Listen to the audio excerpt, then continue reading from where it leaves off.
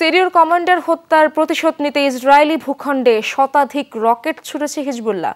অন্তত 10 শহরের সামরিক ক্যাম্প ও বিমান ঘাঁটি লক্ষ্য করে ছোড়া হয় এসব রকেট। বুধবার ইসরায়েলি হামলায় নিহত হন লেবাননের সশস্ত্র সংগঠনটির অন্যতম শীর্ষ নেতা মোহাম্মদ নাসের। এদিকে তেল আবিবের হুঁশিয়ারি, হিজবুল্লাহকে দমনে প্রয়োজনে আরও কঠোর ব্যবস্থা নেওয়া হবে। স্যান্ডেলিনা সো, রূপচর্চায় আভিজাত্য। মুহুর্মুহু রকেট হামলায় প্রকল্পিত ইসরায়েলি ভূখণ্ড। লেবাননের সীমান্ত এলাকা থেকে সব রকেট ছোড়ে হিজবুল্লাহর যোদ্ধারা। ইসরায়েলের অন্তত 10 শহরকে লক্ষ্য করে ছোড়া হয় শতাধিক রকেট। আইডিএফ এর সামরিক ক্যাম্প এবং বিমান ঘাঁটিকে টার্গেট করা হয় এই অভিযানে।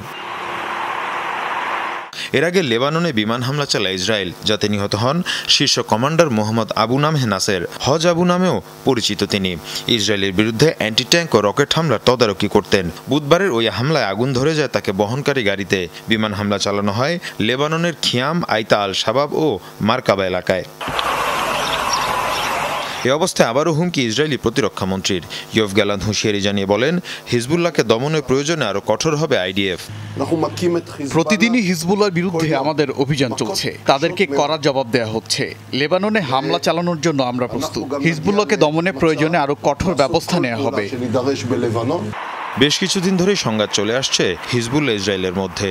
যে কোনো সময় বড় ধরনের লড়াইয়ের শঙ্কা দুপক্ষের মধ্যে। আনুষ্ঠানিকভাবে লেবাননে অভিযান না চালালেও হিজবুল্লাহর বিরুদ্ধে চোরাগোপ্তা হামলা চালিয়ে আসছে আইডিএফ।